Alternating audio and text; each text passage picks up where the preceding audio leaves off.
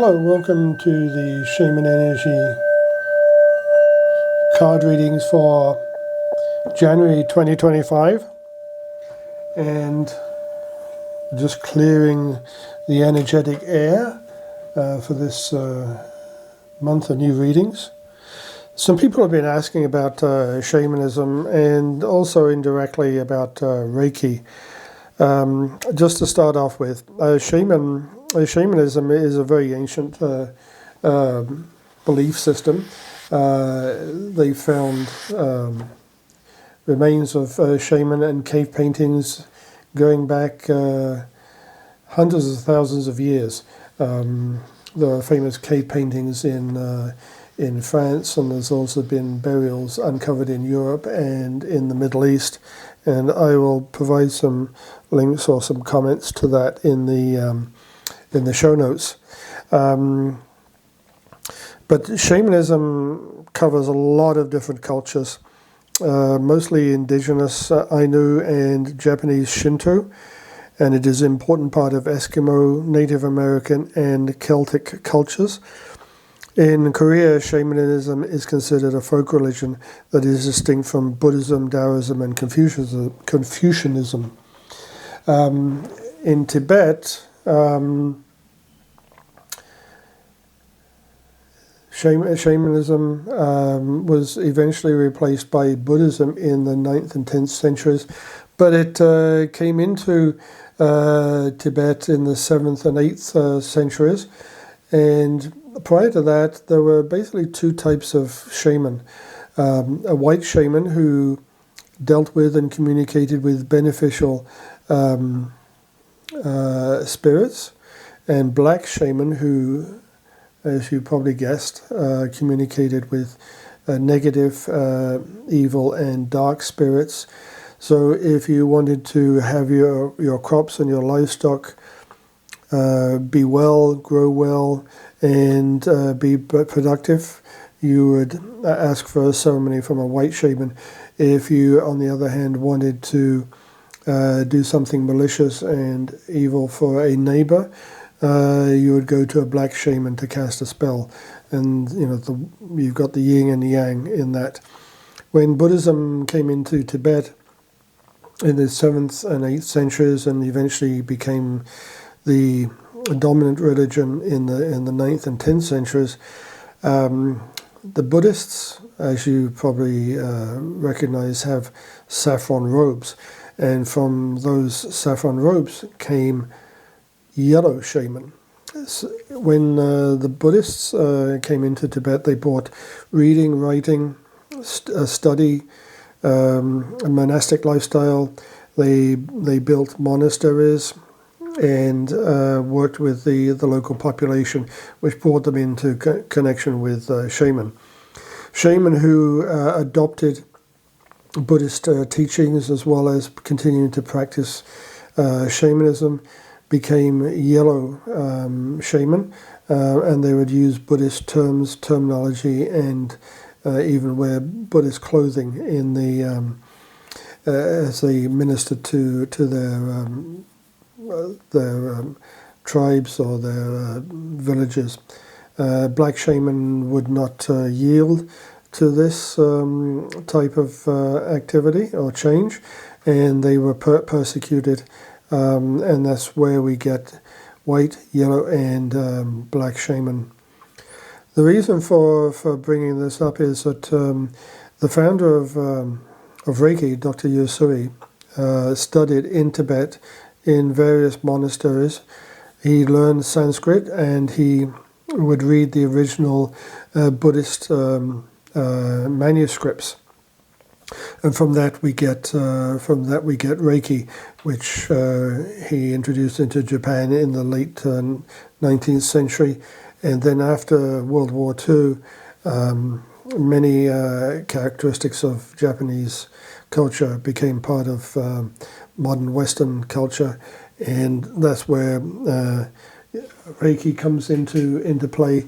And there are many different types of Reiki, and I follow the Usui Shaky Ryo Tibetan Reiki, and of course Tibet, shamans, Buddhism, white shamans, black shamans, yellow shamans. That is where I get my connection, and that is what I'm attuned to. It is ultimately a form of Tibetan shamanism. So let's get on and look at the card readings for the first month of January 2025, and the first week is going to be... Hello and welcome to the Shaman Energy forecast for the week starting April the 7th, 2025, and we're going to be drawing two cards, more of a yin and yang, I think, this week. Positive and negative, male, female, and when I say male, female, I'm talking energies, not genders. And obviously, April, spring.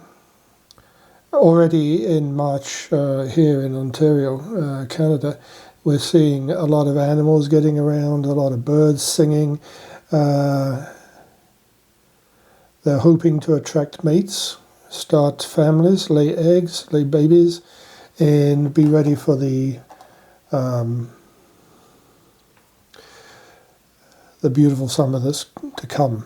And this first card is card number 30. It's Horseman, Herald of Change, and very appropriate for this start of the spring in 2025. Lots of changes, personal changes, business changes, job changes, income changes, location changes, all manner of changes coming in this first week of April 2025. And as you can see, the horse is rearing up on its back legs, very energetic, lots of energy, lots of power, lots of strength, and especially because it has a rider on its back, and the rider is holding up their arm in a very enthusiastic wave of balance. And behind that, there is a rather mysterious shape, which could be an angel. It could be opportunities coming in. So not only the energy and the sunrise, but also a lot of opportunities coming in. And it's an extremely positive card to start off this reading with. The horse doesn't have its mouth open. It's completely doing this for joy. Lots of beautiful ribbons rather than harnesses that are around the horse's neck and the body. It's a very enthusiastic picture. And the second is Horned Cactus. I said this was going to be yin and yang. Resourcefulness. We see there a rather masked face, and we see the horns of decision, left and right, stop, go, backwards, forwards. A lot of alternatives in those two, in those horns. When you think of this card, you're thinking of tarot cards like the Two of Swords, where the blindfolded person has to make a decision between one sword or the other.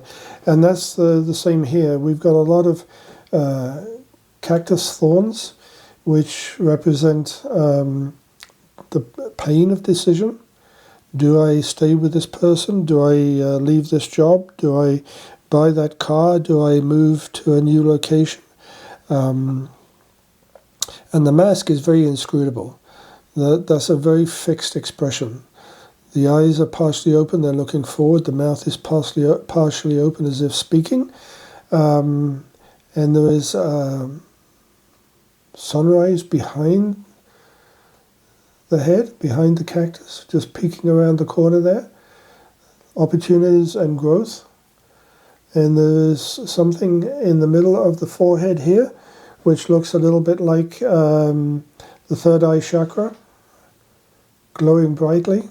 Intuition is going to play a big part in what decisions you make between those two horns.